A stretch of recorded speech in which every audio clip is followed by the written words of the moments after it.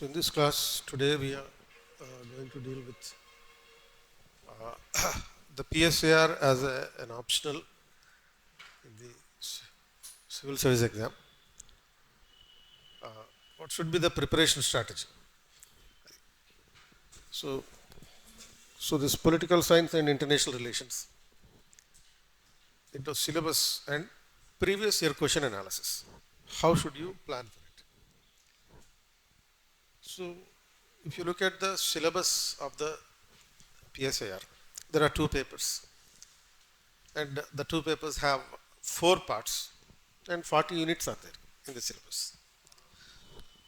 So in the paper 1, you have this political theory, complete static part. So static part means it is dealing on, there is nothing dynamic in this. All the questions of asked so far were only based on the static aspect. Then part B is Indian government and politics. So this Indian government and politics is more or less connected with the Indian polity in the general studies part. So general studies part lo Indian polity and constitution అదేదైతే ఉంటుందో దానికి రిలేటెడ్గా ఉండేది. ఇందులో మళ్ళీ theory చదవం అంటే more or less ఇది కూడా static part with the current orientation. So and static part with current orientation అంటే theory aspect of the Indian constitution. So మనకి సపోజ్ జనరల్ స్టడీస్ పేపర్ 2లో ఉండే ఇండియన్ పాలిటీలో ఏదైతే ఉంటుందో ఇండియన్ పాలిటీలో we deal only with the constitutional provisions of the concepts. But ఇక్కడ ఈ ఇండియన్ గవర్నమెంట్ అండ్ పాలిటిక్స్ అనే చోట ఈ పొలిటికల్ ఆస్పెక్ట్స్ ఏవైతే ఉంటాయో కాన్స్టిట్యూషనల్ ఆస్పెక్ట్స్ ఏవైతే ఉంటాయో అవి చదవాలి. దానికి ఉన్నటువంటి కాన్సెప్చువల్ బేస్ కూడా చదవాలి. కాన్సెప్చువల్ బేస్ అంటే theoretical foundation. And in the paper 2, you have this comparative political analysis and international relations. So, ఈ comparative political analysis and international relations, ఇది కూడా జనరల్గా ఇది కరెంట్ ఇష్యూస్ ఉంటాయని అనుకుంటాం. బట్ ఆ కరెంట్ ఇష్యూస్కి సంబంధించినటువంటి థియరీ చదవాలి. అంటే సపోజ్ ఒక యుఎన్ఓ గురించి చదివాం, యూరోపియన్ యూనియన్ గురించి చదివాం. ఆ యూరోపియన్ యూనియన్ ఏర్పాటు చేయడానికి సంబంధించినటువంటి ఫౌండేషన్ ఏంటి, అసలు ఆ కాన్సెప్చువల్ వాల్యూ ఏంటి, that has to be understood actually. The questions will be framed on those lines. So if you are thorough with this conceptual framework behind an international issue, then issues will keep on changing, but your answer will improvisation of that. తర్వాత India and the world. So ఇది కూడా మనకి పాలిటీలో second పేపర్లో జిఎస్లో ఒక 50 mark area ఉంటుంది, India and the world అనేది. So India and the world అంటే India's relations with the neighborhood countries, India's relations with the various other countries in the world, India's relations with various international institutions. ఈ aspects అన్ని second పేపర్లో ఉండే aspects. అంటే ఈ మొత్తం మీద మనకి 40 యూనిట్స్ ఉంటున్నాయి. ఏ ఆస్పెక్ట్స్ ఉంటాయి, like paper 1 section A political theory 10 units ఉన్నాయి. So in the paper 1, so what are those 10 units అంటే ఇందులో పేపర్ 1లో section A section B 2 parts. And among these 2 parts, first section A, is dealing completely about the political theory. So, absolute static part of it. And a political theory, the meaning and scope, what are the dimensions of the political theory. There are the theories of state, because the entire political science revolve around the state elements. State and state is a general టెర్మినాలజీలో చెప్పాలంటే state అంటే ఒక country అంతే. జనరల్గా మనం day to day యూసేజ్లో state అనే వర్డ్ని ఏ పర్స్పెక్టివ్లో వాడతాం, ఒక ప్రావిన్స్ అనే పర్స్పెక్టివ్లో వాడతాం. ఆంధ్రప్రదేశ్, తెలంగాణ, లేకపోతే ఉత్తరప్రదేశ్, ఇట్లా ఈ పర్స్పెక్టివ్లో వాడతాం. But in the political science state stands for the country as a whole, how the nation has emerged, how the state has emerged. So దానికి కొన్ని థియరీస్ ఉన్నాయి. అంటే థియరీస్ అంటే ఏంటి, for example there is a concept called divine origin theory. Divine origin theory అంటే ఏంటి అంటే the state has emerged from the God created the state అని. ఇప్పుడు దేవుడు ఈ దేశాన్ని ఇది మొత్తం స్టేట్ అంతటినీ సృష్టించినప్పుడు బైబిల్లో ఉంటుంది ఆ కాన్సెప్ట్. దాన్ని పొలిటికల్ స్కాలర్స్ అడాప్ట్ చేసుకుంటారు. అంటే ఎలా వస్తుంది అంటే ఒక సిస్టమ్ అనేది క్రియేట్ అవ్వాలంటే ఒక ప్రొసీజర్ ఉండాలి కదా. సైంటిఫిక్ ఇంటర్ప్రిటేషన్ ఒకటి ఉంటుంది దానికి. ఇప్పుడు సపోజ్ యూనివర్స్, జాగ్రఫీలో యూనివర్స్ ఎలా వచ్చింది అనే దానికి మీరు చదువుకుంటారు. బిగ్ బ్యాంగ్ థియరీ అనేది చదువుకుంటారు. బట్ బైబిల్లో యూనివర్స్ ఎలా వచ్చిందని ఉంటుంది, వేరే ప్రొసీజర్ ఉంటుంది. గాడ్ క్రియేటెడ్ ది యూనివర్స్ అన్నట్టుగా ఉంటుంది. అది దేవుడు ఈ వెలుగును సృష్టించాడు, దేవుడు చీకటిని సృష్టించాడు, దేవుడు చేపలను సృష్టించాడు, దేవుడు ఈ ప్రకృతిని సృష్టించాడు. లాస్ట్లో the God has created the man, God has created the women. ఇలా అంటే మనుషుల్ని కూడా సృష్టించాడు అన్నట్టుగా ఉంటుంది. 7 రోజుల్లో 6 రోజుల్లో ఈ పని అంతా చేస్తాడు. 7th డే గాడ్ టుక్ రెస్ట్, అంటే విశ్రాంతి తీసుకుంటాడు. 7వ రోజు అంటే దాన్నే సండే అంటాం. ఆ రోజున మనం కూడా విశ్రాంతి తీసుకుంటాం. సో అది ప్రొసీజర్ జనరల్గా. అది దానికి ఒక బేసిస్ లేదు, అంటే సైంటిఫిక్ బేసిస్ ఇంటర్ప్రిటేషన్ లేదు. అలాగే the emergence of the state is also originated from the God అని అంటారు. ఇప్పుడు సపోజ్ హిందూ ధర్మశాస్త్రాలు ఉంటాయి, ధర్మశాస్త్ర interpretation of the emergence of the state అనేది ఉందనుకో. అది ఎలా ఉంటుంది అంటే, ఇప్పుడు బ్రహ్మ ఉంటాడు కదా, బ్రహ్మ ఈ ప్రపంచాన్ని పరిపాలించడానికి ఒక సృష్టిని క్రియేట్ చేశాడు, అంటే ప్రపంచాన్ని పరిపాలించడానికి ఒక రాజునిచ్చాడు. సో ఈ రాజు ఎలా పరిపాలించాలి, how the administration has to be carried by this king, అది. సో దానికి కొన్ని రూల్స్ రెగ్యులేషన్స్ పెట్టారు. ఆ రూల్స్ అండ్ రెగ్యులేషన్స్ ఏమంటారంటే ధర్మశాస్త్ర అని అంటారు. పొలిటికల్ సైన్స్లో కూడా మనకి ఈ సెక్షన్ బిలో వచ్చేటటువంటి దీంట్లో వచ్చేటటువంటి ఇండియన్ పొలిటికల్ థాట్ ఉంది కదా, ఇండియన్ పొలిటికల్ థాట్లో మన ఆలోచనలు అనేవి దాని నుంచే మొదలవుతాయి, దీని నుంచి ధర్మశాస్త్రం నుంచే.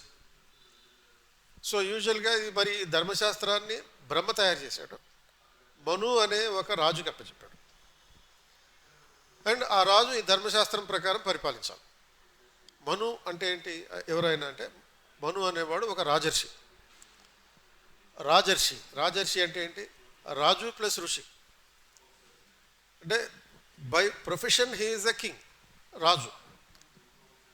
By virtue he is a saint, అంటే ఏంటి, ఒక ఋషి అన్నమాట. సన్యాసి, సర్వసంగ పరిత్యాగిని ఏమంటాం అంటే ఈ ప్రపంచంలో అన్ని వదిలేసినవాడిని సన్యాసి అని అంటాం. ప్రపంచమే వాడిని వదిలేసింది అనుకో, వాడిని ఏమంటారు, సన్యాసి అంటారు. కానీ ఇక్కడ సన్యాసి గురించి కాదు చెప్పేది, దేని గురించి, సన్యాసి అంటే వెధవని, వెధవన్నర వెధవంకులు అంటావు చూడు వాడు. బట్ ఇక్కడ ఇదేంటి చెప్పేది ఏంటి, సన్యాసి, సర్వసంగ పరిత్యాగి, అన్నింటినీ వదిలేసినవాడు, సంఘంలో ఉన్నటువంటి సొసైటీలో ఉన్నటువంటి అన్నింటినీ వదిలేసినవాడు ఈ ఋషి అవుతాడు. అది. సో ఆ ఋషి మరి రాజుని చేస్తే వాడు సరిగ్గా పరిపాలన చేస్తాడా, అన్నీ వదిలేసినోడు గవర్నమెంట్ బాధ్యతలు ప్రజల్ని పరిపాలించే బాధ్యతలు అప్పచెప్తే మరి పరిపాలన చేస్తాడా అంటే ధర్మశాస్త్రం చెప్పేది అదే, పరిపాలన చేస్తాడని చెప్తాడు. ఎందుకంటే మన ఇండియన్ ట్రెడిషన్స్ ప్రకారం, హిందూ ట్రెడిషన్స్ ప్రకారం ధర్మం అంటే ఏంటి, జనరల్గా హిందీలో ధర్మ అంటే మేరా ధర్మ క్యా హై అని అంటే నా మతం ఏంటి అని అర్థం, మతం గురించి చెప్పండి. మన తెలుగులో ధర్మం అంటే, ధర్మం చేయడం అంటే ఏంటి, ఈ బెగ్గర్స్కి భిక్ష వేయడం అని అర్థం. ఆ రెండు కాదు ఇక్కడ తీసుకోవాల్సింది ధర్మశాస్త్రం అనే దాని విషయం. మరేం తీసుకోవాలి, responsibility and duty. Dharma calls for the responsibility and the duty. Dharma అనేది బాధ్యతల గురించి, విధులను గురించి చెప్పేదన్నమాట. So it is not about the religion and it is not about the alms. Alms అంటే భిక్ష వేయడం, దాని గురించి కాదు. ది ధర్మం గురించి చెప్తుంది, అంటే డ్యూటీ గురించి, రెస్పాన్సిబిలిటీ గురించి చెప్తుంది. బ్రహ్మ ఇతనికి ఈ డ్యూటీ ఇచ్చాడు, పరిపాలించమని ధర్మశాస్త్ర రూపంలో, కాబట్టి అది చేయాలి. సో స్టేట్ ఆరిజిన్ గురించి ఇట్లా డివైన్ ఆరిజిన్ అంటే the state has emerged out of the God, contribution by the God అని బిలీవ్ చేసేది డివైన్ ఆరిజిన్ థియరీ. ఈ ప్రపంచాన్ని దేవుడు సృష్టించాడు, దాంట్లో రాజ్యాన్ని దేవుడు సృష్టించాడు. దేవుని వాక్యము కలుగును గాక అంటారు అది, ఆర్ దేవుని రాజ్యం కలుగును గాక అంటే బైబిల్లో చెప్పే మాట. సో బైబిల్ ప్రకారం కూడా కింగ్స్ అని ఒక చాప్టర్ ఉంటుంది.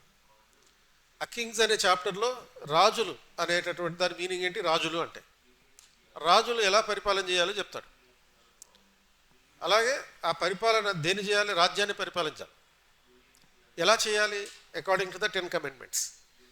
ఇక్కడ బ్రహ్మనేమో ధర్మశాస్త్రాన్ని ఇస్తే, అక్కడ బైబిల్లోనేమో దేవుడు రాజులకి అప్పచెప్పింది ఏంటి, 10 కమాండ్మెంట్స్. 10 కమిట్మెంట్స్ అంటే ఏంటి? ఇంకా 10 రకాల సూత్రాలు, కంపల్సరీగా ప్రతి మనిషి పాటించాల్సిన 10 రకాల ఆజ్ఞలు. The 10 commands issued by the God to be followed by the king to be implemented over the people. ప్రజల మీద అమలు చేయడానికి ఇచ్చినటువంటి సూత్రాలు అన్నట్టు. ఆ సూత్రాలను కనుక మనం పాటిస్తే, ఆ 10 సూత్రాలను కనుక మనం పాటించి రాజ్యం కనుక వాటిని పాటించేటట్టు మనం చేస్తే అసలు ఈ భూమి మీద పాపం చేసేవాడే ఉండడు. మరి పాపం చేస్తారు, జనాలు ఎట్లనే చేస్తారు. ఎందుకంటే మనకి ఏం అలవాటు అంటే దేవుడు ఏదో వద్దని చెప్తే అది చేస్తాం, అది చేయాలి, అప్పుడే మనం మనుషులు అవుతాం, లేకపోతే దేవుడు అయిపోతాం మనం. అది ఇప్పుడు దేవుడు బైబిల్లో ఆడమ్ అండ్ ఈవ్ అనే ఇద్దరిని క్రియేట్ చేసిన తర్వాత, ఏ బాబు ఆడమ్ నువ్వు ఈ ఫ్రూట్ తినకు అని చెప్పాడు. చెప్తే వాడు తినకుండానే ఉన్నాడు. బట్ ఈవ్ ఏం చేసింది? ఆ దేవుడు ఎట్లని చెప్తాడు, పద మనం తినేద్దాం అని చెప్పి తీసుకుపోయి తినిపించింది. సో ఈ తిన్న తర్వాత వాళ్ళు మూసుకుపోయి ఉన్న కళ్ళు తెరుచుకున్నాయి. తెరుచుకున్నప్పటి నుంచి మొదలైంది పాపం అని. కాబట్టి మళ్ళీ ఈ పాపాత్ములు అందరూ నాశనం అయిపోతారు. నాశనం అయిపోయిన తర్వాత దేవుడు రిసరెక్షన్ అవుతాడు, మళ్ళీ దేవుడు ఉద్భవిస్తాడు. అది బైబిల్లో చెప్పబడినటువంటి ఆస్పెక్ట్. ఇది ఈ డివైన్ ఆరిజిన్ థియరీ. దాని కాకుండా అట్లా కాకుండా ఇంకో రకంగా ఇదంతా చెప్తే కథలు చెప్పినట్టుండదు. కల్కి 2898 ఇటువంటివన్నీ చెప్పినట్టుంటుంది. కానీ దీనికి ఆల్టర్నేటివ్గా హాబ్స్ లా క్రూసో అనేవాళ్ళు సోషల్ కాంట్రాక్ట్ థియరీ అనేది తీసుకొచ్చారు. సోషల్ కాంట్రాక్ట్ థియరీ అంటే ఏంటి అంటే, సోషల్ అంటే society, contract an agreement, a theory that is based on an agreement among the people in the society to establish a state. అంటే మనం ఈ హ్యూమన్ బీయింగ్ ఆరిజిన్ అయినప్పుడు అంటే సుమారుగా ఒక 6000 సంవత్సరాల క్రితమో 7000 సంవత్సరాల క్రితమో మనుషులు పుట్టారు. ఆఫ్రికా నుంచి వచ్చారు అటువంటి మనుషులు అందరూ కలిసి. ఆఫ్రికా నుంచి మనుషులు పుట్టారనే విషయం ఇప్పుడు మనకి ప్రూఫ్లు కూడా ఉన్నాయి కదా. ఎక్కడున్నాయి ప్రూఫ్లు? అండమాన్ నికోబార్ ఐలాండ్ నుంచే ఉన్నాయి. అండమాన్ నికోబార్ ఐలాండ్లో జార్వా అనే ఒక తెగ ఉంటుంది, సెంటిలీనియన్ అనే ఒక కమ్యూనిటీ ఉంటుంది. వీళ్ళు ఆ 5000 years క్రితానికి సంబంధించినటువంటి ఆరిజిన్ కలిగినటువంటి మనుషులు. సో వీళ్ళు ఇప్పటికీ అదే స్టైల్లో ఉంటారు. ఏ స్టైల్లో? ఆ పాత పద్ధతులు, 5000 years క్రితం మనుషులు ఎలా ఉంటారని మనం అనుకుంటామో అదే పద్ధతిలో ఉంటారు. అది. సో వీళ్ళు మిగతా ప్రపంచంతో కలవరు. కలిస్తే వాళ్ళు చచ్చిపోతారు. వాళ్ళు ఇప్పుడు ప్రస్తుతానికి ఉన్నది ఒక 300-400 మంది మాత్రమే ఉంటారండి. ఇక లాస్ట్ ప్రయారిటీస్ అన్నట్టు. వీళ్ళు ఎవరినైనా కలవడానికి వెళ్తే వాళ్ళని చంపేయడమే, అంతే. చంపేసి ఇక్కడ వరకు కప్పిపెట్టి తీసుకెళ్ళిపోమంటారు. అని చంపేసిన తర్వాత ఇక్కడ వరకు పాతి పెడతారు. ఓన్లీ తల మాత్రమే బయటకు ఉంటుంది. తీసుకెళ్ళిపోంటే మన వచ్చి తీసుకెళ్ళమని కాదు, ఈ గద్దలు ఉంటాయి చూడు, అవి వచ్చి పీక్కిపోతాయి. అటువంటి సిస్టమ్ క్రియేట్ చేసుకుంటారు. ఇప్పుడు 2004లో సునామీ అనేది ఒకటి వచ్చింది, తెలుసా మీకు? మీకు 20 years ఇప్పుడు ఒకవేళ అంతకుముందు పుట్టుంటారు, మీకు 20 years 22, 23 ఈ ఏజ్లో ఉంటే మీకు అప్పుడప్పుడే పరిచయం ఉంటుంటుంది. సునామీ ఆల్మోస్ట్ ఒక 20-30 దేశాల మీద దాని ఎఫెక్ట్ ఉంది. ఆ సునామీ వచ్చినప్పుడు మొత్తం కొన్ని ఈ సముద్రం కోస్టల్ ఏరియాస్లో ఉండేటటువంటి ప్రాంతాలన్నీ ఎగిరిపోయినాయి. అండ్ ఇక్కడ కూడా వీళ్ళు కూడా అఫెక్ట్ అయి ఉంటారని చెప్పి ఇండియన్ గవర్నమెంట్ ఏం చేసిందంటే వీళ్ళకి పులార్ పొట్లాలు ఇచ్చి ఒక హెలికాప్టర్లో పంపించింది. ఎవరికి? సెంటిలీనియన్స్కి పంపిస్తే హెలికాప్టర్ని ల్యాండ్ కూడా కానివ్వలేదు. ఆ ల్యాండ్ అవ్వడానికి ఇట్లా కిందకు వస్తుంటే బాణాలు వేసి కొట్టారు, బరిసెలు విసిరి ఆపేశారు. ఇక ఎవడు పాపానికి ఆడిపోతాడో మనకెందుకని చెప్పి ఆ హెలికాప్టర్ రిటర్న్ వచ్చేసింది.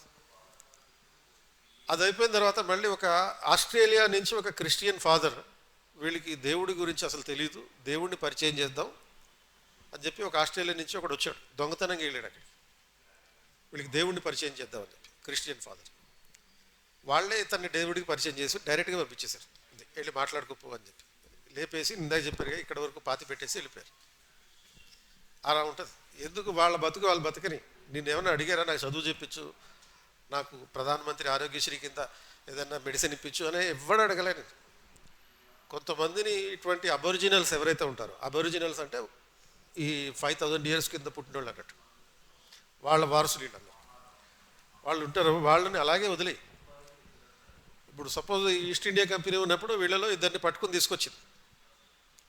అంటే ఈ మెయిన్ స్ట్రీమ్ పాపులేషన్లోకి తీసుకొస్తే వాళ్ళిద్దరూ మ్యాక్సిమం 20 రోజుల్లో చచ్చిపోయారు. ఏం చేయలే వాళ్ళు. ఎందుకు చచ్చిపోయారు?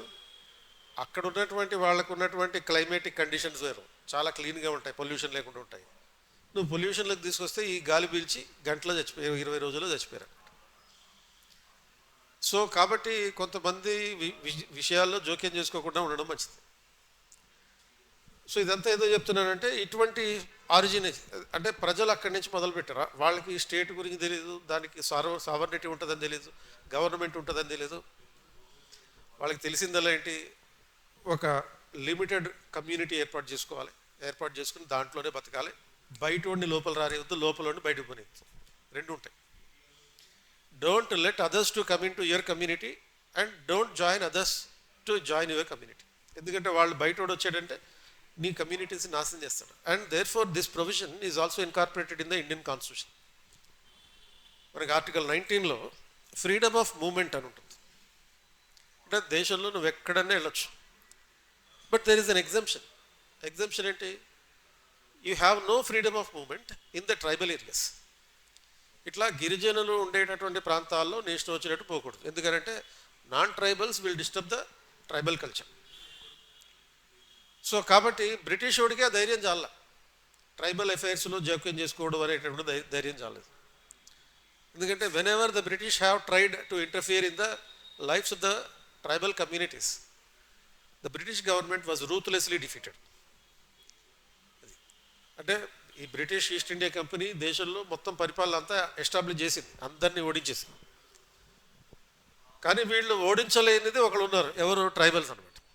ఎవరెవరు ఎప్పుడెప్పుడైతే బ్రిటిష్ గవర్నమెంట్ ట్రైబల్స్ విషయంలో ఇంటర్ఫియర్ అయ్యి ట్రై చేసిందో ప్రతిసారి దెబ్బతిన్నారు, ఓడిపోయారు. అందుకే 1894లో బ్రిటిష్ గవర్నమెంట్ ఒక చట్టం తీసుకొచ్చి the life styles of the people of the tribal community should not be interfered అని చెప్పి 1894 చట్టంలోనే ఉంది. అప్పటి నుంచి గవర్నమెంట్ ఆఫ్ ఇండియా కూడా ఈ ఏరియాస్ని షెడ్యూల్ ఏరియాస్ కింద డిక్లేర్ చేసి వాళ్ళ వ్యవహారాల్లో జోక్యం చేసుకోవద్దని చెప్తుంది. అంటే ఏంటి, గవర్నమెంట్ ఉంది, స్టేట్ ఇవన్నీ ఎలా వచ్చింది అనే దానికి సంబంధించి, స్టేట్ వచ్చిన తర్వాత ఏం చేయాలి, స్టేట్ వచ్చిన తర్వాత రూల్స్ రెగ్యులేషన్ చేస్తుంది, చట్టాలు చేసేటప్పుడు గవర్నమెంట్ అన్లిమిటెడ్ పవర్స్ ఉండవు, లిమిటెడ్ పవర్సే ఉంటాయి గవర్నమెంట్కి. The government will have only a limited power. So social contract థియరీలో ఉన్నటువంటి ఫిలాసఫీ అది ఏంటి, డివైన్ ఆరిజిన్ థియరీలో రాజు ఏం చేశాడు, ఒక దేవుడు ఏం చేశాడు, రాజును సృష్టించి ప్రజల మీద పరిపాలన చేయమని చెప్పి, ఇగో ఈ ధర్మశాస్త్రం ప్రకారం 10 కమాండ్మెంట్స్ ప్రకారం పరిపాలన చేయమన్నాడు. అక్కడ రిస్ట్రిక్షన్స్ ఉన్నాయి. అంటే రాజుకి అపరిమిత అధికారాలు లేవు. The king will not have the unlimited powers, the king will have only limited powers. So these restrictions are imposed by the 10 commandments or by the Dharmashastra. And తర్వాత ఏంటి, సోషల్ కాంట్రాక్ట్ థియరీలో కూడా ఒక అగ్రిమెంట్ పెట్టుకుంటారనమాట. ప్రజలందరూ కలిసి ఒక రాజుని ఎలక్ట్ చేసుకుంటారు. అంటే అప్పుడే ఉంది ఎలక్షన్ అనే సిస్టమ్, ఎప్పుడు ఏన్షియంట్ బీసీలోనే ఉంది. అంటే ఇప్పుడు సపోజ్ గ్రీక్ సిటీ స్టేట్స్ ఉంటాయి. పొలిటికల్ సైన్స్ అనే వర్డ్ ఉంది కదా, ఈ పొలిటికల్ సైన్స్ అనే వర్డ్లో పాలిటిక్స్, పాలిటీ ఈ పదాలన్నీ ఉంటాయి. And all these words in the political related to police, which is a Greek word which means city and city state. Ancient గ్రీస్లో మనకి సిటీ స్టేట్స్ అని ఉండేవి. 2nd century BC Plato, Aristotle, Socrates వీళ్ళు ఉన్నప్పుడు city states అంటే ఒక చిన్న area which were demarcated by, these city states were demarcated by the forests or the mountains. ఇప్పుడు సపోజ్ మీరు 300 అనే ఒక సినిమా చూసుంటే, ఇంగ్లీష్ సినిమా, ఆ 300 సినిమాలో యుద్ధం ఎక్కడ జరుగుతుంది, మౌంటైన్స్ మధ్యలో జరుగుతుంది. అంటే వన్ సిటీ స్టేట్కి ఇంకో సిటీ స్టేట్కి డిమార్కేషన్ అనేది మౌంటైన్స్ కానీ ఫారెస్ట్లు కానీ అయి ఉంటాయి. అది సో చిన్న చిన్న రాజ్యాలు అనమాట. సిటీ అంటే ఇప్పుడు సపోజ్ హైదరాబాద్ ఉందనుకో, హైదరాబాద్ ఒక దేశం, సికింద్రాబాద్ ఇంకో దేశం, అలా అప్పట్లో ఉండే. అండ్ ఇండియాలో కూడా అటువంటి రిఫ్లెక్షన్స్ ఉన్నాయి. Before the Mauryan empire there use to be Mahajanapadas. So ఈ మహాజనపద అనేవి సిటీ స్టేట్స్ లాంటివి. They were the republics. Republics అంటే ఏంటి? గణతంత్రం. గణతంత్రం అంటే the country in which the head of the state is elected.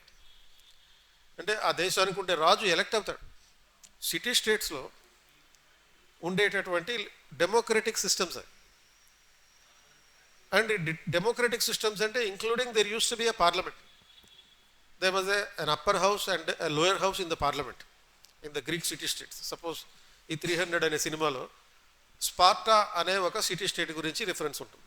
ఆ స్పార్టా అనే సిటీ స్టేట్లో there is a council of 500, council of elders, 2 రకాల సభలు ఉంటాయి. అది ఎలా అయితే మనకి ఇప్పుడు పార్లమెంట్లో రాజ్యసభ, లోక్సభ ఉన్నాయో, లోక్సభ కౌన్సిల్ ఆఫ్ 500 అన్నట్టు. And the council of elders అంటే రాజ్యసభ లాంటిది.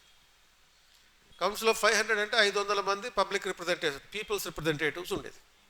వీళ్ళందరూ కలిసి కింగ్ని ఎన్నుకుంటారు అనమాట. ఎలక్షన్ సిస్టమ్ ఉంది. సో ఇటువంటి కాంటెక్స్లో అంటే స్టేట్ అనేది ఒక సోషల్ కాంట్రాక్ట్ ద్వారా ఏర్పడి పబ్లిక్ ఏమని ఒప్పుకున్నారంటే we elect a king and that king has to give us protection, distribute the resources among us equally. Distributing the resources among the people equally. ఇది ఈ రాజు చేయాల్సిన పని. రాజు ఏం చేయాలి? 2 పనులు చేయాలి. ధర్మ ఆఫ్ ద స్టేట్, ధర్మ of the king is protection of the people, distributing the resources of the state equally among all the people. దేశాన్ని రక్షించడం ఒకటి, పోలీసులు, మిలిటరీ వీటితో రక్షించాలి. అది రాజు ఫండమెంటల్ రెస్పాన్సిబిలిటీ. రెండోది ఏం చేయాలి? Equitable distribution of resources among the people. అంటే దేశంలో ఉన్నటువంటి సంపదని, వనరులని అందరికీ ఈక్వల్గా డిస్ట్రిబ్యూట్ చేయాలి, సమానంగా ఇవ్వాలి. ఎవరికి ఎక్కువ ఇవ్వద్దు, ఎవరికి తక్కువ ఇవ్వద్దు. ఎందుకంటే అరిస్టాటిల్ అని గ్రీక్ ఫిలాసఫర్ చెప్పింది ఏంటంటే inequality is the source of all the revolutions. Inequality is the reason for all the revolutions. అంటే ప్రపంచంలో ఎక్కడ విప్లవం వచ్చినా, రెబెలియన్ జరిగినా, ఉద్యమాలు జరిగినా దానికి మొదటి కారణం అసమానత అయి ఉంటుంది, ఇన్ఈక్వాలిటీ అయి ఉంటుంది. సో కాబట్టి గవర్నమెంట్ కనుక ఒకడికి ఎక్కువ సోర్సెస్, ఎక్కువ ఫండింగ్, ఇంకోటి తక్కువ సంపద ఇచ్చిందనుకో, లేనోడికి కడుపు మండిపోతుంది, ఇవ్వనోడికి కడుపు మండిపోతుంది. ఇప్పుడు దళిత బంధు అనే స్కీమ్లో గవర్నమెంట్ చేసిన పరిస్థితి అది. దళిత బంధు అనే దాంట్లో ఏం చేశారు కేసీఆర్ గవర్నమెంట్, ఒక 10 లక్షల రూపాయలు ప్రతి ఎస్సీ ఫ్యామిలీకి ఇవ్వడం జరగాలి. బట్ అది ఎలా ఇవ్వాలి? అందరికీ ఈక్వల్గా ఇవ్వాలి. బట్ అందరికీ ఈక్వల్గా ఇవ్వకుండా ఏం చేశారు? ఒక ఊర్లో 10 మందికి ఇచ్చి కూర్చుంటారు, అంతే. మిగతా 90 మందికి ఇవ్వలేదు. కాబట్టి 10 మందికి ఎవరైతే తీసుకున్నారో, ఈ పైసలు తీసుకున్నాడో వాడు హ్యాపీయే. కానీ అన్హ్యాపీగా ఎవడున్నాడు? ఎంతమంది ఉన్నారు? 90 మంది అన్హ్యాపీ అయ్యారు. కాబట్టి కోడితే దిబ్బ తిరిగి మైండ్ బ్లాక్ అయిపోయింది. పబ్లిక్ ఎలా కొట్టారు? ఓట్లతో కొట్టారు. ఎవరికి మైండ్ బ్లాక్ అయిపోయింది? అది. సో కాబట్టి ఒకడికి ఇచ్చింది సంపద, సోర్స్ ఆఫ్ వెల్త్ అనేది అందరికీ ఇవ్వాలి, ఈక్వల్గా ఇవ్వాలి. ఈక్వాలిటీ లేకపోతే రెవల్యూషన్ అలా కూడా రావచ్చు, విప్లవం అలా కూడా రావచ్చు, తిరుగుబాటు అలా కూడా రావచ్చు. ఇప్పుడు సపోజ్ 2014లో ఆంధ్రప్రదేశ్ డివైడ్ ఎందుకు అయింది? Because there was a feeling among the people in Telangana that there was no equitable distribution of resources between the people of Telangana and people of Andhra. Resources సమానంగా పంచట్లేదు అని చెప్పి ఆ ఫీలింగ్ వచ్చింది. కాబట్టి ఈ ఉద్యమం వచ్చింది. సో ఈ కాంటెక్స్లో ఈ డివైన్ ఆరిజిన్ థియరీ తర్వాత వచ్చినటువంటిది సోషల్ కాంట్రాక్ట్ థియరీ. ఈ సోషల్ కాంట్రాక్ట్ థియరీలో ఇట్లా అగ్రిమెంట్ చేసుకున్నారు that the people have agreed for what? They have agreed to rule, that the king has to rule the people and protect the people. తర్వాత equitable distribution of, ensuring the equitable distribution of wealth among the people. Then in return what the people have to do? Agreement అంటే give and take ఉంటుంది. మరి ప్రజలు ఏమి ఇవ్వాలి? Government రాజు ఏమి ఇస్తాడు? పరిపాలించడం అనేది ఇస్తాడు. తర్వాత సంపదని అందరికీ ఈక్వల్గా ఇవ్వడం అనేది ఇస్తాడు. ప్రొటెక్షన్ అనేది ఇస్తాడు. మరి దానికి ప్రజలు ఏమి ఇవ్వాలి? People have to pay the taxes. People have to obey the law enforce by the king. ఈ రెండు చేస్తే చాలు, ఎక్కువేం చేయగలరు. ట్యాక్సెస్ పే చేయాలి అండ్ వీళ్ళందరినీ పరిపాలించడానికి రాజు తయారు చేసినటువంటి చట్టాలని అంగీకరించాలంతే, ఆమోదించాలి, అమలు చేయాలి, ఒప్పుకోవాలి. ఈ రెండు చేస్తే చాలు. That is the mutual agreement between the king and the people. That is the origin of the social contract. So ఇట్లా సోషల్ కాంట్రాక్ట్ అనేది రావడానికి ఉంటుంది. ఆ రకంగా స్టేట్ అనేది వస్తుంది. ఇలా for every element there is a theory how the state has originated అని దానికి సంబంధించి ఇట్లా థియరీస్ ఉంటాయి. అండ్ తర్వాత we have this other concepts of political science. So ఈ కాన్సెప్ట్స్లో justice, equality, rights, democracy, power, ఇటువంటివన్నీ ఉన్నాయి. అంటే these are the political concepts. ఈ జస్టిస్ కానీ,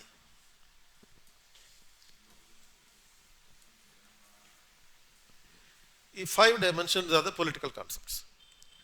సో ఈ పొలిటికల్ కాన్సెప్ట్స్ ఏంటివి? Equality, justice, rights, democracy, power. Justice అంటే ఏంటి? The idea of justice or any other political idea is changing over a period of time along with the changing nature of the king, changing nature of the power. So ఈ రాజులను బట్టి, ప్రజల్ని పరిపాలించే రాజుల్ని బట్టి justice, equality, rights ఇవన్నీ మారుతూ ఉంటాయి. Ideology అనేది మారుతూ ఉంటుంది. Suppose in the ancient Greek city states it was believed that justice is giving others whatever is due to them. అదొక believe. Justice is giving others whatever is due to them. ఎవరికి ఇవ్వాల్సిందే వాళ్ళకి ఇవ్వడమే న్యాయం. అంటే ఎవరికి ఏమిస్తావు అంటే meaning ఏంటి? అంటే ఎవరికి ఇవ్వాల్సింది వాళ్ళకి ఇవ్వడమే న్యాయం అంటే meaning you are suppose to perform your duty according to your background. నీ బ్యాక్గ్రౌండ్ని బట్టి నీ బాధ్యతలు నువ్వు నెరవేర్చాలి. అప్పుడు ఎవరికి ఇవ్వాల్సింది వాళ్ళకి ఇచ్చినట్టు అవుతుంది. ఇప్పుడు ఇండియన్ హిందూ ట్రెడిషన్లో కూడా అటువంటి కాన్సెప్ట్స్ ఉంటాయి. ధర్మశాస్త్రాస్లో చెప్పినటువంటి కాన్సెప్ట్స్లో అది. నువ్వు సపోజ్ స్టూడెంట్గా ఉన్నప్పుడు నీ రెస్పాన్సిబిలిటీ ఏంటి, నీ డ్యూటీ ఏంటి? స్టూడెంట్గా అంటే బ్రహ్మచర్యంలో ఉంటాం. నీ డ్యూటీ ఏంటి? ఓన్లీ చదువుకోవడమే. అది దాటి నేను ప్రేమిస్తాను, పెళ్లి చేసుకుంటాను, ఇటువంటి ఆలోచించామంటే you are not according to the righteousness. You are not doing the justice to your duty. నీ బాధ్యతకి నువ్వు న్యాయం చేయట్లేదు. నువ్వు వాటి గురించి ఎప్పుడు ఆలోచించాలి? చదువు అయిపోయినాక ఆలోచించాలి. అది అంటే ఇప్పుడు సపోజ్ మన చదువు ఎప్పుడు అప్ టు 16 years వరకు చదువు అనేటటువంటిది ఉంది, బ్రహ్మచర్యం అనేది ఉంది. కాకపోతే as I told you in the beginning it self that it will change according to the nature of the state, rules of the government. ఇప్పుడు ఒకప్పుడేమో 14 సంవత్సరాల లోపల వరకు నువ్వు బ్రహ్మచారిగా ఉండొచ్చు. ఇప్పుడు మన అక్బర్ వచ్చేంత వరకు కూడా 14 సంవత్సరాల వరకు బ్రహ్మచారిగా ఉండమని చెప్పారు. అక్బర్ ఏం చేశాడు? Akbar has increased the age of marriage to 16. Akbar వచ్చిన తర్వాత ఈ పెళ్లి చేసుకునేటటువంటి వయసుని 16కి పెంచాడు. అంటే ఏంటి? బ్రహ్మచర్యం ఎప్పటి వరకు అన్నట్టు 16 వరకు ఉన్నట్టు. ఆ తర్వాత గవర్నమెంట్, కొత్త గవర్నమెంట్ వచ్చిన తర్వాత, అంటే ఇండిపెండెంట్ గవర్నమెంట్ వచ్చిన తర్వాత 18 years వరకు దాన్ని ఇంక్రీజ్ చేశారు. అంటే యువర్ బ్రహ్మచర్య is up to the age of 18 years. ఇట్లా మారుతూ వస్తుంది కదా, గవర్నమెంట్స్ మారినప్పుడల్లా మారుతుంది. సో ఈ 18 years వచ్చేంత వరకు నువ్వు చదువుకోవాలి, బ్రహ్మచారి కాబట్టి. అండ్ చదువుకి సింబల్ ఎవరు ఇండియన్ ట్రెడిషన్లో? సరస్వతి. సో సరస్వతి దేని మీద కూర్చుంటుంది? ఆవిడ నెమలి మీద కూర్చుంటుంది. ఆవిడ వెహికల్ నెమలి. చిన్నప్పుడు పుస్తకాల్లో నెమలికలు పెట్టుకుంటుంటాయి కదా. సరస్వతి నెమలి మీదనే ఎందుకు కూర్చుంది? ఏ కుక్క మీదనో, పులి మీదనో, ఆరు లేకపోతే కాకి మీదో, లేకపోతే గరుడు మీదో ఇట్లా కూర్చోవచ్చు కదా. ఓన్లీ నెమలే ఎందుకు? ఎందుకంటే ఈ పీకాక్ అనేది బ్రహ్మచర్యానికి సింబల్ అనమాట.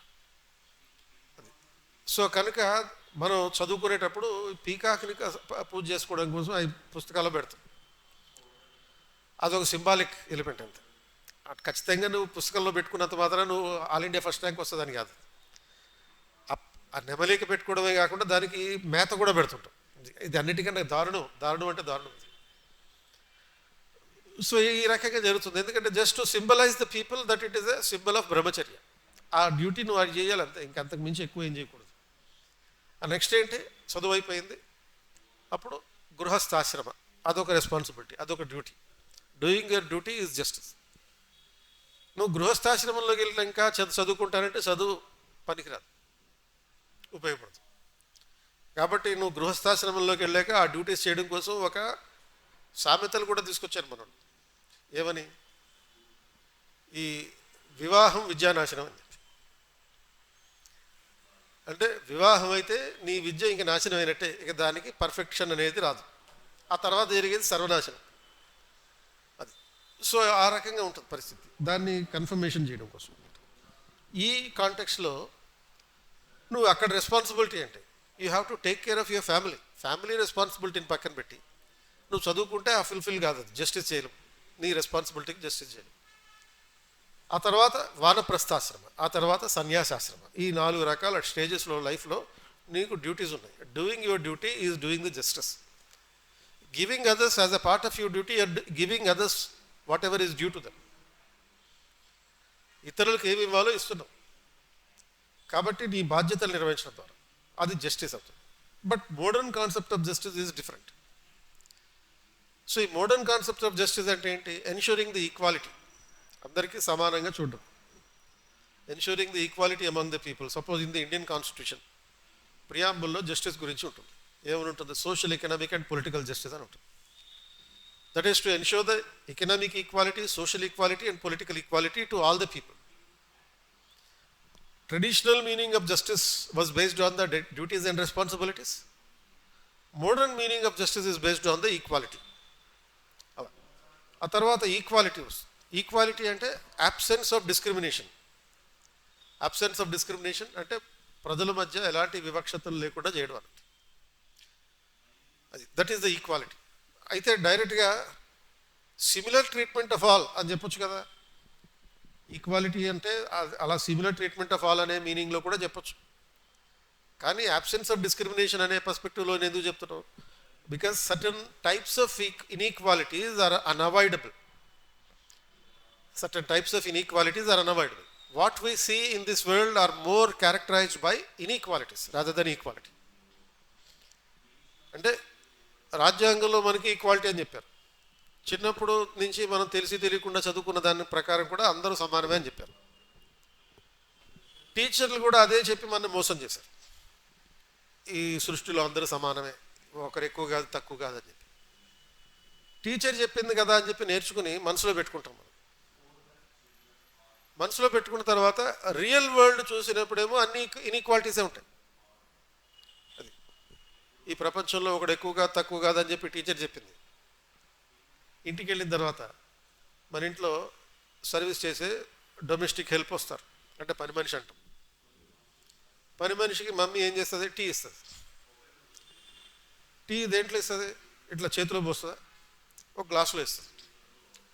ఆ గ్లాసు సపరేట్గా ఉంటుంది. మీ గ్లాసుల్లో కలపరు, మిగతా గ్లాసుల్లో కలపరు.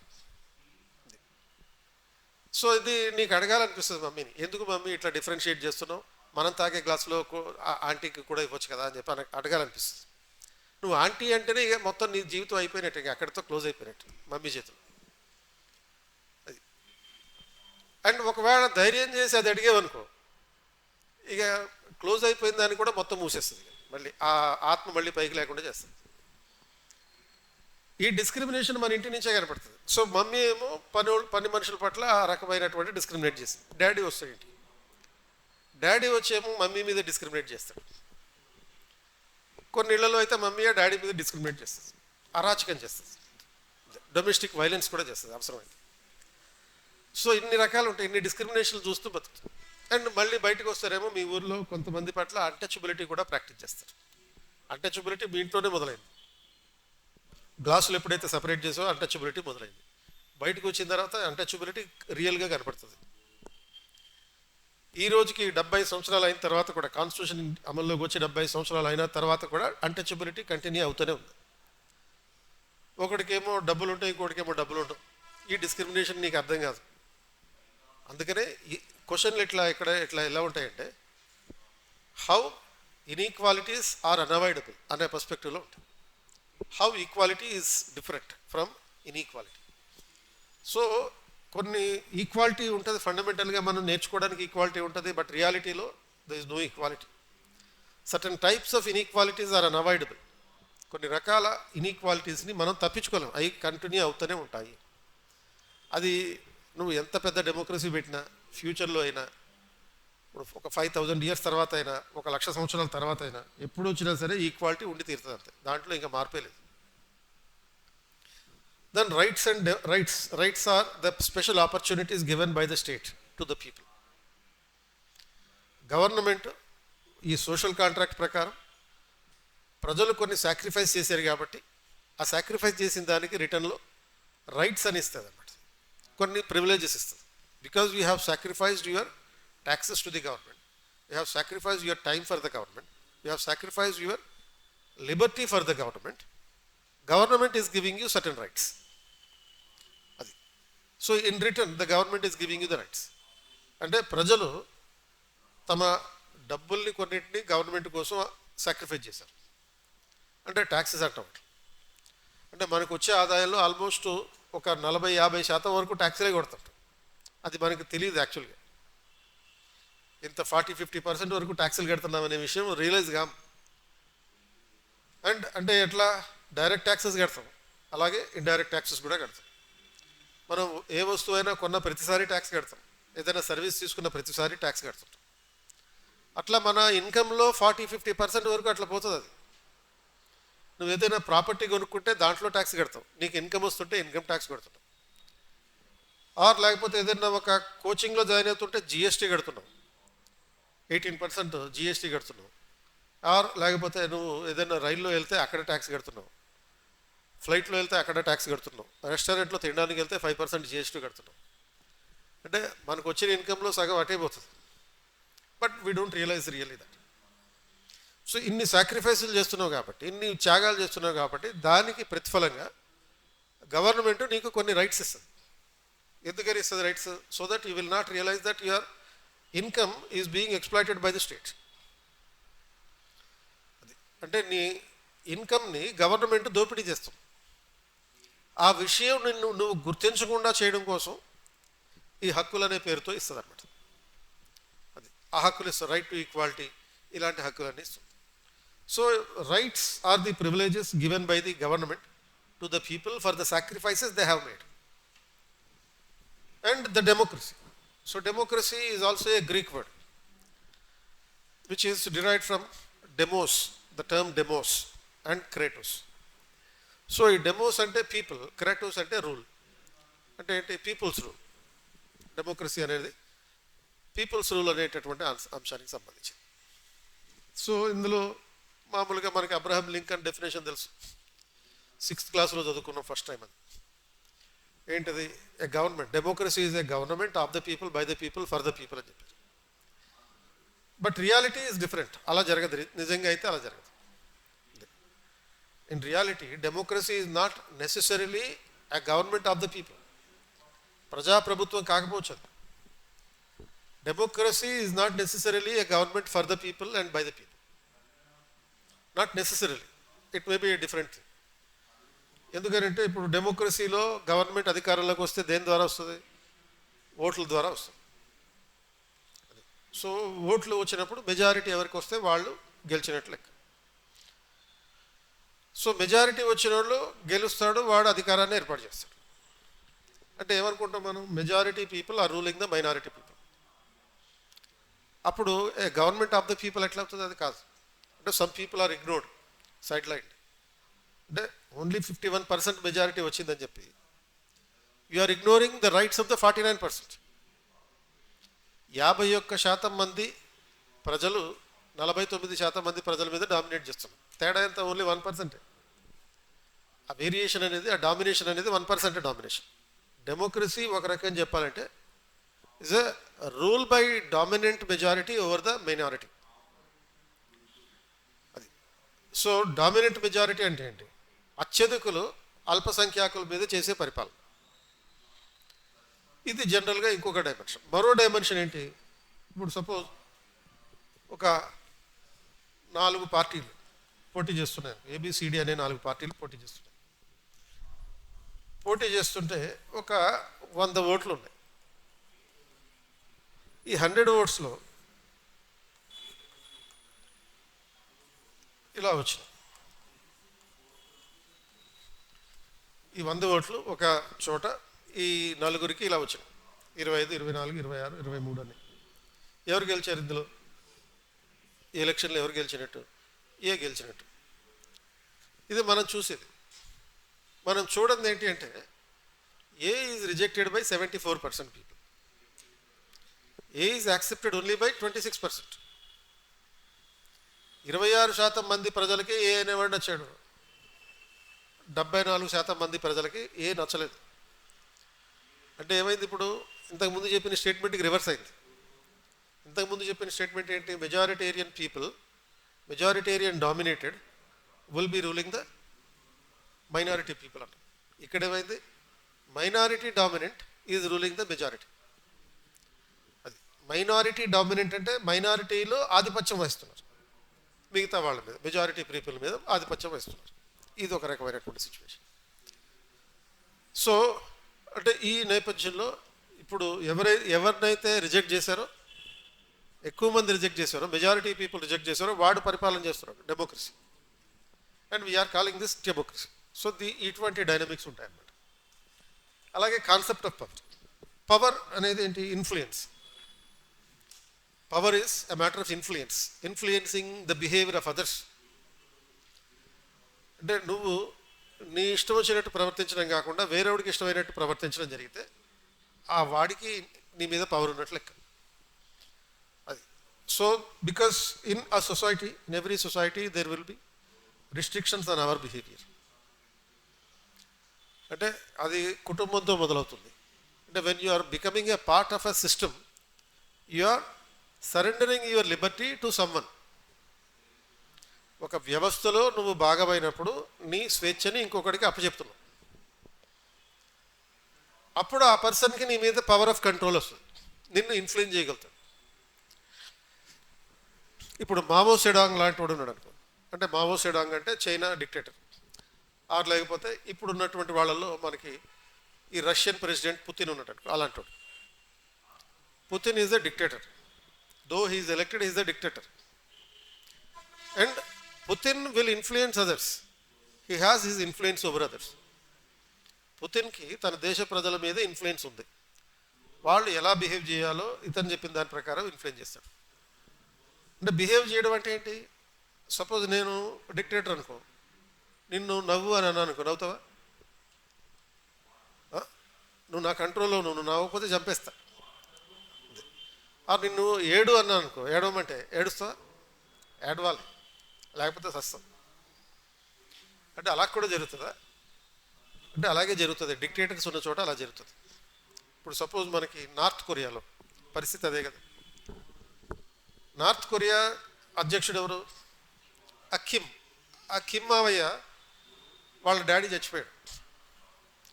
చచ్చిపోయినప్పుడు ఇంట్లో ఎవడు ఉండొద్దు, అందరూ బయటికి రండి అన్నాడు. బయటకు వచ్చారు, రోడ్ల మీద నిలబడ్డారు, వాళ్ళ డాడీ శవాన్ని తీసుకెళ్తున్నారు. తీసుకెళ్ళేటప్పుడు మీ అందరూ ఏడవాలన్నాడు. అట్లా అంటారు ఎవరన్నా? కానీ వాడు అన్నాడు ఏడవాలంటే ఏడ్చారు వాళ్ళందరూ. రోడ్ల మీదకి వచ్చి గోల గోలగా, వర్షం కూడా పడుతుంది అప్పుడు, అదృష్టం కొద్దీ ఆ వర్షంలో నిలబడి ఏడ్చారు. అదృష్టం ఏది ఉంది అందులో? కొంతమంది నీకు కన్నీళ్ళు రాకపోయినా వచ్చినట్టే ఫీలింగ్ అన్నట్టు. సో ఆ రకంగా వాడు నవ్వమంటే నవ్వాలి, ఏడవమంటే ఏడవాలి. వీడు సంవత్సరానికి ఒకసారి హెయిర్ స్టైల్ మార్చుకుంటాడు. మార్చుకున్న ప్రతిసారి పబ్లిక్ కూడా అందరూ, జెంట్స్ అందరూ కూడా అదే హెయిర్ స్టైల్ మార్చుకోవాలి. అది ఇలా ఉంటుంది డిక్టేటర్షిప్ అంటే. అంటే నాకు ఇష్టమైన విధంగా నువ్వు బిహేవ్ చేసేటట్టుగా చేస్తే నాకు పవర్ ఉన్నట్లు లెక్క. అందరికీ ఇట్లా కొట్టి చంపి చేసేటటువంటి ఎబిలిటీ ఉండదు. Some people will have the ability to influence others only through conversations, only through appeasement. Only through appeasement అంటే ఏంటి? ఓన్లీ బుజ్జగించడం ద్వారా, నచ్చ చెప్పడం ద్వారా కూడా ఇన్ఫ్లుయెన్స్ చేయొచ్చు. మన గాంధీ టైప్. గాంధీ ఏం చేశాడు? ఏం చెప్తే అప్పుడప్పుడు ఆయనకి టైం పాస్ అవ్వాలనుకున్నప్పుడు ఒక ఉద్యమం చేయమనేవాడు. సరే, ప్రజలందరూ అదే ఉద్యమం చేసేవారు. నాన్ కోఆపరేషన్ మూమెంట్ అన్నారు. అనగానే పబ్లిక్ చేశారా లేదా? నాన్ కోఆపరేషన్ మొదలు పెట్టేశారు. ఎప్పుడు గాంధీ చెప్తాడో చేసేద్దాం అన్నట్టుగా చేసేవారు. అండ్ నాన్ కోఆపరేషన్ మూమెంట్ అన్నాడు, అదేదో ఇన్సిడెంట్ జరిగిందని చెప్పి స్టాచ్యూ అన్నాడు.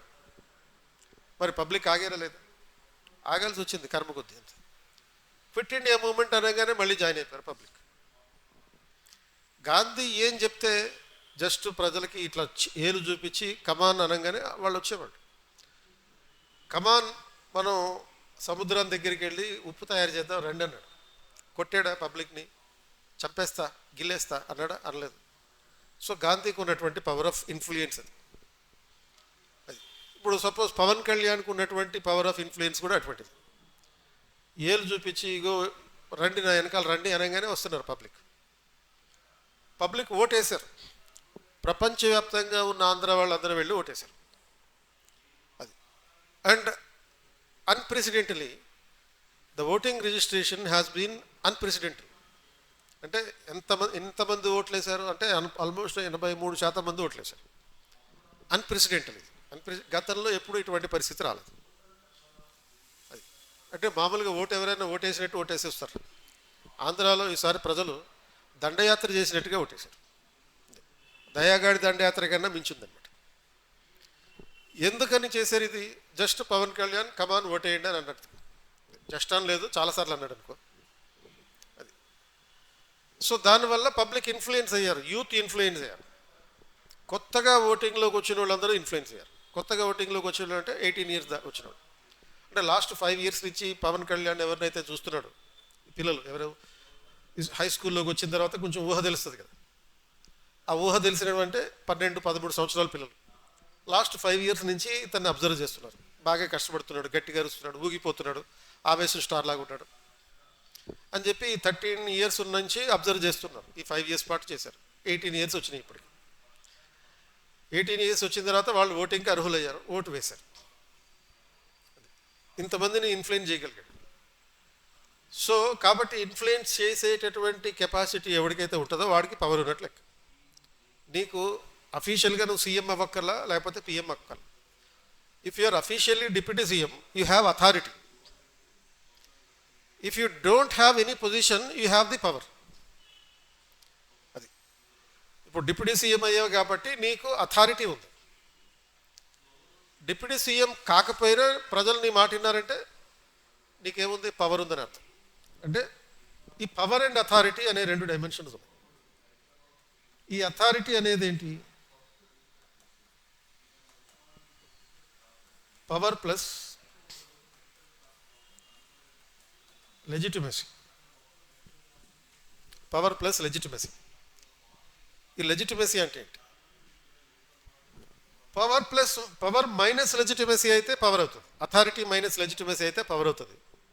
పవర్ ప్లస్ లెజిటిమసీ అయితే అథారిటీ అవుతుంది. వేరియేషన్ ఏంటి? లెజిటిమసీ అంటే ఏంటి?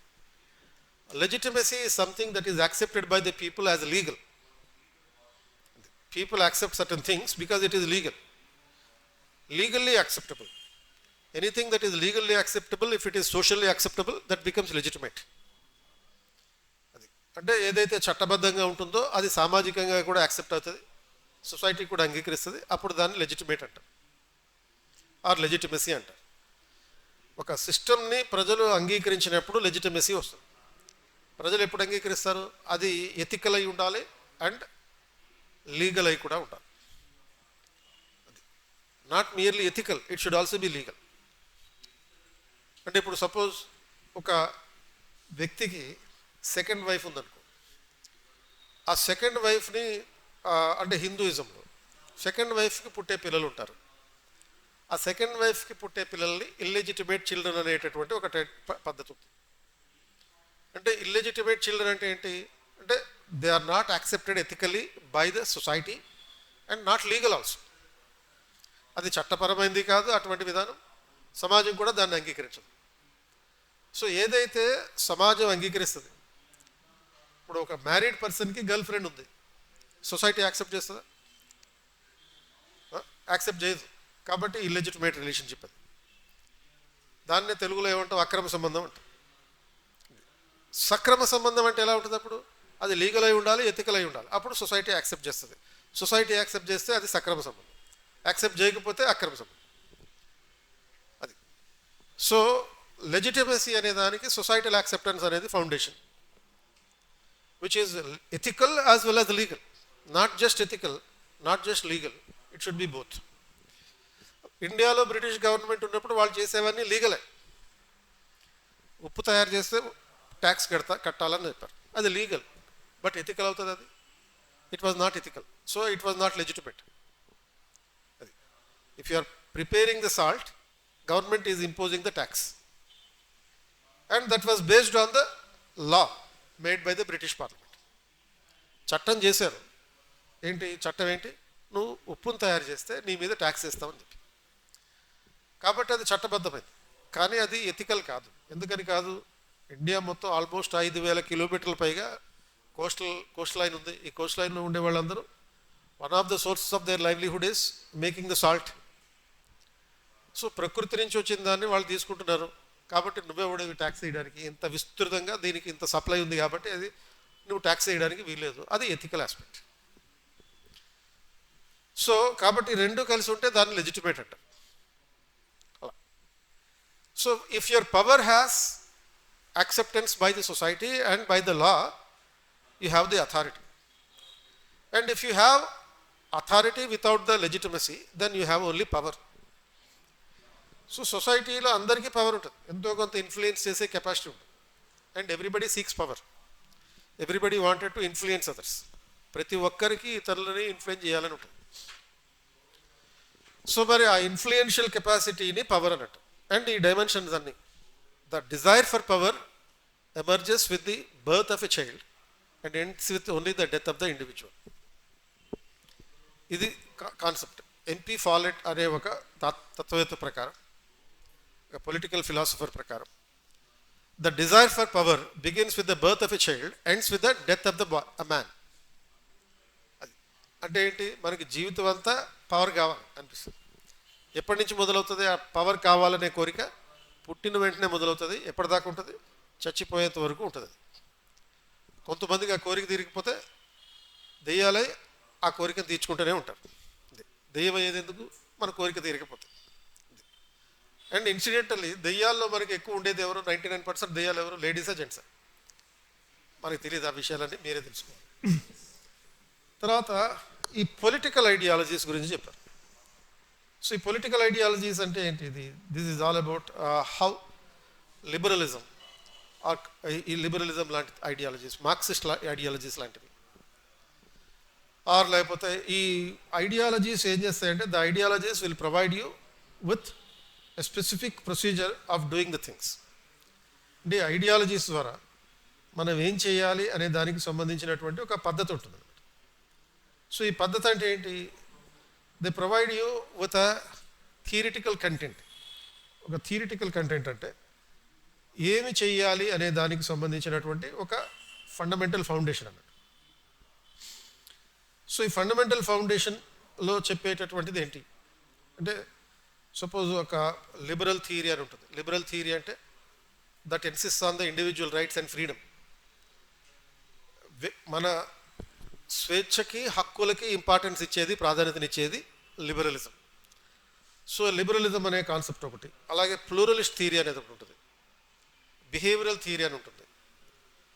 సో ఈ థియరీస్ అన్నీ చెప్పేటటువంటి ఆస్పెక్ట్ ఏంటంటే, they provide you with the necessary foundation for what is to be done and how to do. అంటే ఏం చేయాలి, ఏ విధంగా చేయాలి అనే దానికి సంబంధించినటువంటి ఒక థియరిటికల్ ఫౌండేషన్ ఇవ్వడం జరుగుతుంది అన్నమాట. అండ్ తర్వాత ఈ ఇండియన్ పొలిటికల్ థాట్ ఉంటుంది. సో ఇండియన్ పొలిటికల్ థాట్ దేని గురించి అంటే, ఈ political thought there are 2 types. One is Indian political thought and second is western political thought. So Indian political థాట్లో ఏమేమి ఉంటుంది? ఇండియాలో చెప్పినటువంటి కాన్సెప్ట్స్, పొలిటికల్ కాన్సెప్ట్స్. దానికి స్టార్టింగ్లో చెప్పినట్టుగా ధర్మశాస్త్రం గురించి ఉంటుంది. అంటే ధర్మశాస్త్రం అంటే theory that is based on the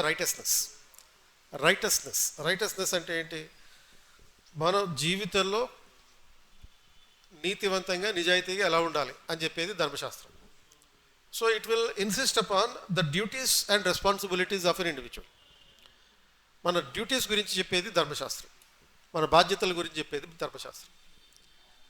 ఇప్పుడు మన స్పైడర్ మ్యాన్ అంటాడు కదా, స్పైడర్ మ్యాన్ ఏమంటాడు? With great power comes great responsibility అంటే. నీకు అధికారం ఉంటే, శక్తి ఉంటే, అంటే పవర్ ఉంది, వాడు పవర్ ఉంటే ఇట్లా అనగానే తాళ్ళు వస్తాయి, అవి అతుక్కుంటాయి ఒక చోట, ఊగుతాడు, ఉయ్యాలుగుతాడు కాసేపు. అది నీకు ఉన్నటువంటి పవర్. ఎంత పవర్ ఉంటే నీకు అంత రెస్పాన్సిబిలిటీ కూడా వస్తుంది. దీనికి మళ్ళీ రివర్స్లో కూడా చెప్పచ్చు. The more responsibility you have, the more power you get. నీకు ఎంత బాధ్యత ఉంటే అంత శక్తి నీకు వస్తుంటుంది. బాధ్యత పెరిగే కొద్దీ ఏమవుతుంది? బరువు పెరుగుతుందా? శక్తి పెరుగుతుంది. ఆ బాధ్యతను ఫుల్ఫిల్ చేయడానికి కావాల్సిన శక్తి పెరుగుతుంది, ఆటోమేటిక్గా అది వస్తుంది. ఈ అంశాన్ని ఇన్సిస్ట్ చేసేది ధర్మశాస్త్రం. అలాగే we have another Indian political ideology based on the Arthashastra. So ఈ అర్థశాస్త్రాన్ని తయారు చేసింది ఎవరు? కౌటిల్యుడు. ఆయన ఎవరు? చాణక్యుడు అనే పేరు కూడా ఉంటుందంటారు. విష్ణుగుప్త అని ఇంకో పేరు ఉంది. సో ఈయన ఒక పుస్తకం రాశాడు. అంటే ఆ పుస్తకం ఒక బుక్ కాదు, ఒక 13 రకాల పుస్తకాలు, 13 వాల్యూమ్స్ ఉంటుంది. అండ్ దాన్ని అర్థశాస్త్రం అన్నాడు. అర్థశాస్త్ర లిటరల్గా చెప్పాలంటే సగం శాస్త్రం, ప్రాపర్గా చెప్పాలంటే సైన్స్ ఆఫ్ ఎకనామిక్స్, యాక్చువల్గా చెప్పాలంటే సైన్స్ ఆఫ్ పాలిటిక్స్. ఇది అర్థ అంటే మామూలుగా మనం తెలిసినటువంటి నాలెడ్జ్ ప్రకారం సగం. బట్ ఈ పదం ప్రకారం, అర్థశాస్త్ర అనే పదాల ప్రకారం ఎటమలాజికల్లీ చూస్తే ఏమైంది? అది science of economic science. But దీంట్లో డిస్కస్ చేసింది ఏంటి? సైన్స్ ఆఫ్ పాలిటిక్స్, అంటే పొలిటికల్ సైన్స్ గురించి చెప్పాడు. It is all about the art of state craft. Art of state craft. Art of state craft అంటే, ఆర్ట్ అంటే ఏంటి? కళ. స్టేట్ అంటే గవర్నమెంట్. స్టేట్ క్రాఫ్ట్ అంటే what government has to do. అది అంటే ఏంటి? గవర్నమెంట్ చేసేది ఏంటి? పరిపాలన. అది. సో దిస్ అర్థశాస్త్ర tells about the way the administration has to be carried. అది ఏ రకంగా పరిపాలన చేయాలి, ఒక దేశాన్ని పరిపాలించాలంటే ఏమేం చేయాలి, అది ఒక రాజు చేసేటటువంటి రెస్పాన్సిబిలిటీస్ గురించి చెప్తారు, ఒక మంత్రికి సంబంధించిన రెస్పాన్సిబిలిటీస్ గురించి ఉంటాయి. అండ్ అలాగే ఒక స్పైయింగ్ సిస్టమ్ ఎలా క్రియేట్ చేయాలో చెప్పాడు, ఫారిన్ రిలేషన్స్ ఎలా ఉండాలో చెప్పాడు. అవన్నీ ఈ రోజుకి 2000 years క్రితం రాసిన అర్థశాస్త్రంలో ఉన్న అంశాలు ఈ రోజుకి వ్యాలిడిటీ ఉంది, ఇప్పటికీ పాటిస్తుంటారు. ఈ అర్థశాస్త్రం కనుక పర్ఫెక్ట్గా పాటిస్తే దెన్ ఆ రాజు తిరుగులేని రాజు అవుతాడు. అది. సో ఇప్పుడు సపోజ్ మన దేశం పక్కన పాకిస్తాన్. పాకిస్తాన్కి మనకి స్నేహం ఉందా, శత్రుత్వం ఉందా? శత్రుత్వం ఉంది, ఎనిమి. ఆ పాకిస్తాన్ అవతల ఆఫ్ఘనిస్తాన్. ఆఫ్ఘనిస్తాన్ మనకి శత్రువా లేకపోతే స్నేహితుడే? పాకిస్తాన్కి ఆఫ్ఘనిస్తాన్ స్నేహితుడా శత్రువా? ఇప్పుడు 2021 వరకు వీళ్ళిద్దరూ స్నేహంగా ఉండేవారు. 2021లో ఎప్పుడైతే ఈ కొత్త గవర్నమెంట్ వచ్చిందో ఆఫ్ఘనిస్తాన్లో, అప్పటి నుంచి వీళ్ళిద్దరికీ శత్రుత్వం మొదలైంది. ఇప్పుడు ఇంతకుముందు ఏం చేసేది? పాకిస్తాన్ ఇండియాని ఎట్లా విడగొట్టాలని చూసేది. ఇప్పుడు ఆఫ్ఘనిస్తాన్లో ఉన్న తాలిబాన్లు పాకిస్తాన్ని విడగొట్టే పనిలో ఉన్నారు. ఎందుకని? మన గవర్నమెంట్ ఆఫ్ ఇండియా ఈ అర్థశాస్త్రంలోని సూత్రాన్ని పాటిస్తుంది. ఇప్పుడు అది అందరికీ చెప్పకూడదు. ఏంటి సూత్రం? Your neighbours neighbour is your friend, your enemies enemy is your friend. నీ శత్రువుకి శత్రువు ఎవడైతే ఉంటాడో నీ స్నేహితుడు. నీ ఇంటి పక్కోడికి ఇంటి పక్కన ఉండేవాడు నీ స్నేహితుడు. అది అంటే మనం ఆఫ్ఘనిస్తాన్తో స్నేహం చేయాలి. అది స్నేహం చేసి ఏం చేసాం? వాళ్ళకి డబ్బులు ఇస్తుంటాం, వాళ్ళకి టెక్నికల్ సపోర్ట్ ఇస్తుంటాం, లీగల్గా కొంత డబ్బులు ఇస్తాం, ఇల్లీగల్గా కొంత డబ్బులు ఇస్తారు. ఇచ్చి ఏం చేస్తున్నారు?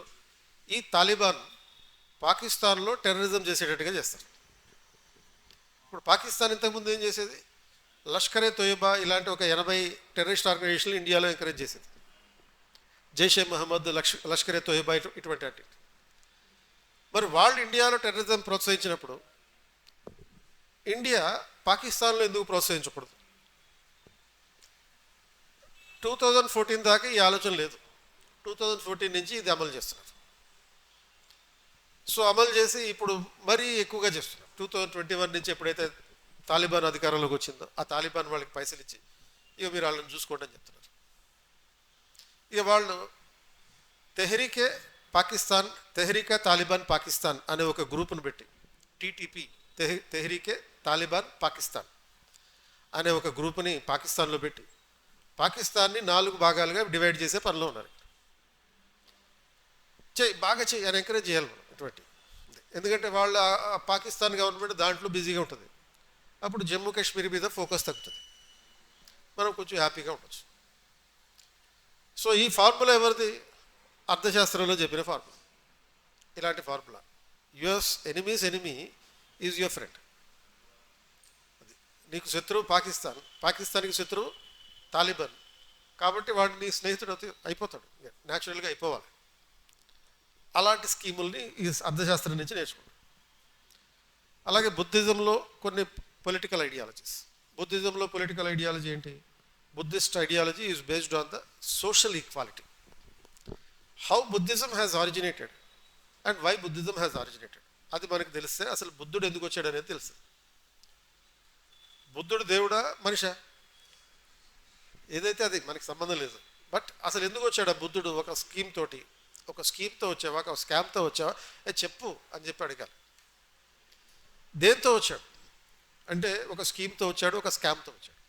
ఎందుకని అంటే ఇండియాలో ఉన్నటువంటి అప్పటికి ఉన్నటువంటి బుద్ధిజం ఉండేటప్పటికి ఉన్నటువంటి ఈ లేటర్ వేదిక్ ప్రాక్టీసెస్ ఏంటి? లేటర్ వేదిక్ ప్రాక్టీసెస్ కాస్టిజం ఉంది. ఆ కాస్టిజం కారణంగా సొసైటీలో డివిజన్స్ వచ్చినాయి. సొసైటీలో డివిజన్స్ రావడమే కాకుండా అన్టచబిలిటీ ఉంది. అంతేకాకుండా there was a discrimination against the women and there was a very big threat to certain traditional professional practices because of the later Vedic practices. అంటే ఈ లేటర్ వేదిక్ ఆచారాల వలన దేశంలో మెయిన్ ప్రొఫెషన్ ఏంటి? వ్యవసాయం. ఆ వ్యవసాయం దెబ్బతినే అవకాశం ఉంది. ఏ ఆచారాలు, యజ్ఞాలు, యాగాలు ఇటువంటివి ఏం ఉంటాయి కదా. ఆ యజ్ఞయాగాల కారణంగా ఏం చేస్తావు? జంతు బలి చేస్తావు. ఇప్పుడు రాజసూయ యాగం అని చెప్పి, అశ్వమేధ యాగం అని చెప్పి ఒక గుర్రాన్ని వదులుతావు. ఆ గుర్రాన్ని వదిలి ఆ గుర్రం ఎక్కడెక్కడైతే వెళ్తుందో అదంతా నాదే అంటాం. ఎవడన్నా ఆపడానికి ప్రయత్నం చేస్తే వాడితో యుద్ధం చేస్తాం. ఇదంతా స్పాయిల్ చేయడమే కదా సిస్టమ్ని.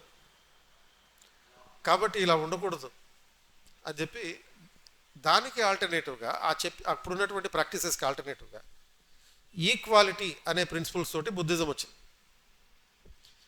ఏంటి ఈక్వాలిటీ అంటే ఈ social discrimination based on the cost was existing. ఆ ఈక్వాలిటీ కావాలి. అన్టచబిలిటీకి వ్యతిరేకంగా ఈక్వాలిటీ కావాలి. Discriminating against the women should be equalised. అలాగే ఈ యజ్ఞాలు, యాగాలు అనే పేరుతో ఏం చేస్తున్నాం? జంతువులు చంపేస్తున్నాం. ఈ అశ్వమేధ యాగం లాంటి వాటి వల్ల ఈవెన్ యుద్ధాలు కూడా చేస్తున్నాం. కాబట్టి అది డెవలప్మెంట్ కాదు, ప్రాస్పెరిటీ ఉండదు, వ్యాపారాలు ఎవడు చేసుకోలేడు, వ్యవసాయం చేసుకోలేడు. కాబట్టి ఏం చేయాలి? నాన్ వైలెన్స్ గురించి చెప్పాను.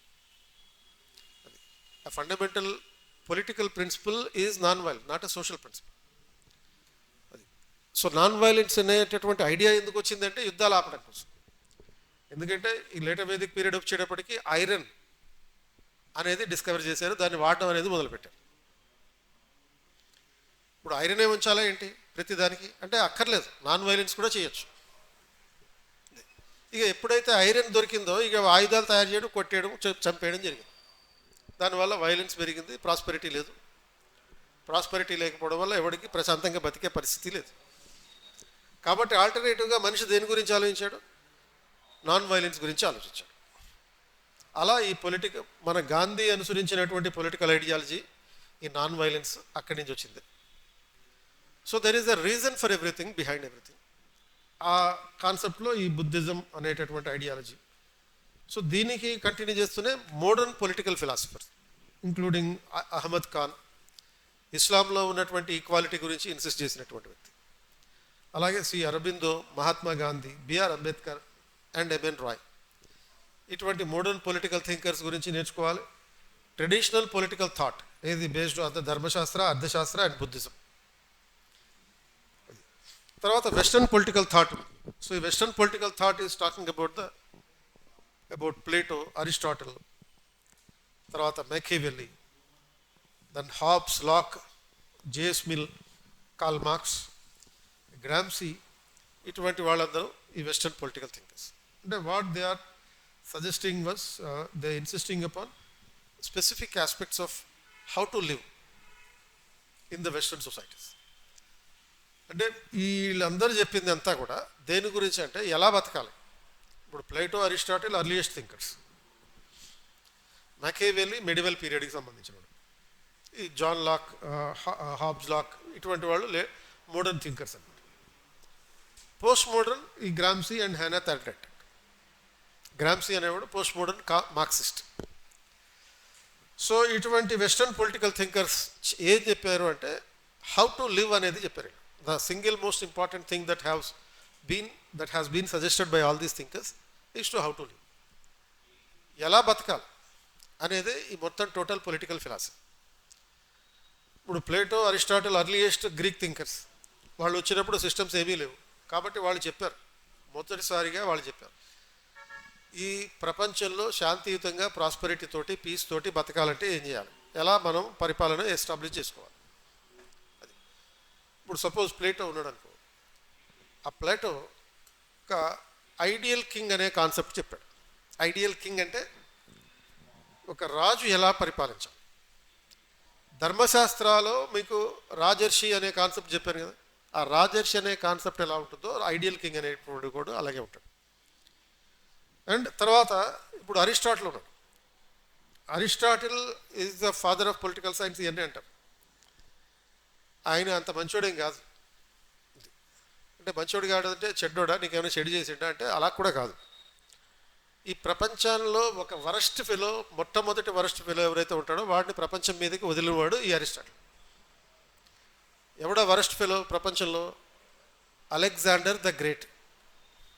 మరి గొప్పోడని చెప్పి గ్రేట్ అంటున్నావు, మరి నువ్వేమో వరస్ట్ ఫెలో అంటున్నావు. కాకపోతే మనకి ఈ చిన్నప్పటి నుంచి నేర్పించిన హిస్టరీ అట్లా నేర్పించారు. ఏమని? Alexander is the greatest personality అని. అలెగ్జాండర్ ద గ్రేటా, అలెగ్జాండర్ ద వర్స్టా, అలెగ్జాండర్ ద ఈడియటా, అలెగ్జాండర్ ద పేట్రియటా? ఏంటి మరి అలెగ్జాండర్ అంటే ఏంటి? అలెగ్జాండర్ ద గ్రేట్ అనేది సోషల్ బుక్లో చదువుకున్నాము. బట్ మీకు ఏ టీచర్ అయితే అలెగ్జాండర్ ద గ్రేట్ అని చెప్పారో వాళ్ళ టీచర్ దగ్గరికి వెళ్ళి, teacher what is the greatest thing that Alexander has done అని అడిగాడు. హీ కాంకర్డ్ ద వరల్డ్ అని చెప్తారు. హౌ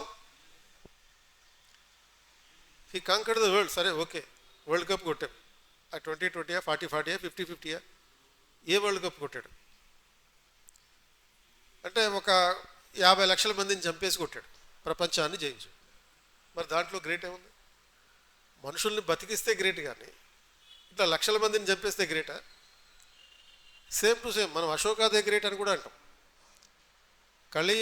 ఈ కళింగ వార్లో అతను ఎంతమందిని చంపాడు? 2 లక్షల మందిని చంపించాడు. యుద్ధం చేయడం అంటే సరదాగా ఉంటుందా ఎవరికైనా? సినిమాలో చూపించినట్టుగా యుద్ధం అనేది అంత హ్యాపీగా ఉండదు. చూసేవాడికి హ్యాపీ, చేసేవాడికి సరదా తీరిపోతుంది. మొత్తం భయం వేస్తూ ఉంటుంది. ఎవడు కొడతాడో తెలియదు, ఎటు నుంచి బాణం వేస్తుందో తెలియదు. ఫేస్ టు ఫేస్ నీతో యుద్ధం చేస్తూ ఉంటాయి, వెనకాల నుంచి ఒకటి పొడిచేయచ్చు. అది సో పీచేసే మారని చెప్పి వెనకాల నుంచి ఎంకరేజ్ చేసి వాళ్ళు ఉంటారు. మళ్ళీ మ్యాక్సిమం నువ్వు అరగంట యుద్ధం చేస్తే నువ్వు గ్రేట్ అన్నట్లు లెక్క. ఆ యుద్ధ రంగంలో అరగంటగా యుద్ధం చేస్తే చాలు. మరి అటువంటి యుద్ధాల్లో ఎన్ని లక్షల మంది చంపేసి ఉంటాడు ఈయన. మరి వాడు ఎట్లా గ్రేట్ అవుతాడు? వాడిని తయారు చేసి ఈ ప్రపంచం మీదకి వదిలింది ఎవడు? ఈ అరిస్టాటిల్ అనేవాడు. ఎందుకంటే Aristotle was the teacher of this Alexander.